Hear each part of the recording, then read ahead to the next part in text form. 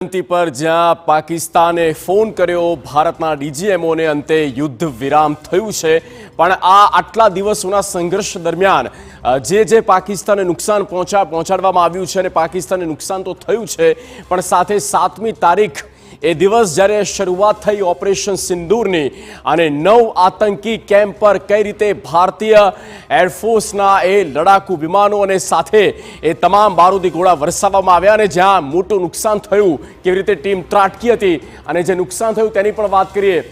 મુદસ્સર ખાડિયાન ખાસ આ એ આતંકી છે જે લશ્કરે તૈયબા સાથે સંબંધ ધરાવે છે અને મુરીદ કે કેમ્પમાં તે એક્ટિવેટ હતો અને ત્યાં જ હતો અને અંતે તેનો ખાત્મો બોલાવવામાં આવ્યો છે। બીજું નામ છે હાફિઝ મોહમ્મદ જમીલ જે જૈશ-એ મોહમ્મદનો આ આતંકી સંગઠન સાથે સંકળાયેલો આતંકી જે બહાવલપુર કેમ્પમાં હતો અને તેનું કામ હતું યુવાઓને કટ્ટર બનાવવાનું, યુવાઓને ટાર્ગેટ કરવા, એમના બ્રેન વોશ કરીને આતંકી એટલે કે ટેરરિસ્ટ એક્ટિવિટીમાં તેમને જોડવાનો અને આ હાફિઝ મોહમ્મદ જલીલને જહન્નુમમાં પહોંચાડવામાં આવ્યું છે। ત્યારબાદ ત્રીજું નામ છે મોહમ્મદ યુસુફ અઝહર જે પણ જૈશ-એ મોહમ્મદ આ આતંકી સંગઠન સાથે જોડાયેલો હતો અને જેણે મદ્રેસામાં તે તાલીમ આપતો હતો અને આ પ્રકારે કટ્ટરવાદી માનસિકતા ઊભી કરતો હતો। આ શખ્સ આ આતંકી તેને પણ મોતને ઘાટ ઉતારી દેવામાં આવ્યો છે। ખાલિદ અબુ આકાશ જેનો લશ્કરે તૈયબા એલટી સાથે સંબંધ છે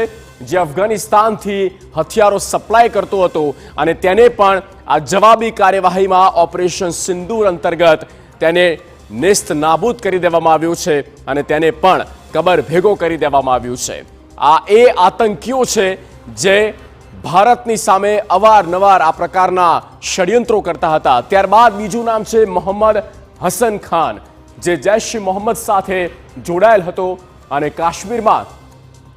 સંકલનની ભૂમિકામાં હતો એટલે કે કાશ્મીરમાં જ્યાં ટેરરિઝમને પ્રોડ્યુસ કરવા માટે અને આતંકીઓને બોર્ડર ક્રોસ કરવામાં અને સાથે એ સ્લીપર સેલ એક્ટિવેટ કરવામાં પણ મોહમ્મદ હસન ખાન આ એ આતંકવાદી જેનો એક મોટી ભૂમિકા હતી તેને પણ જહન્નુમમાં પહોંચાડવામાં આવ્યું છે ભારતની સેના દ્વારા।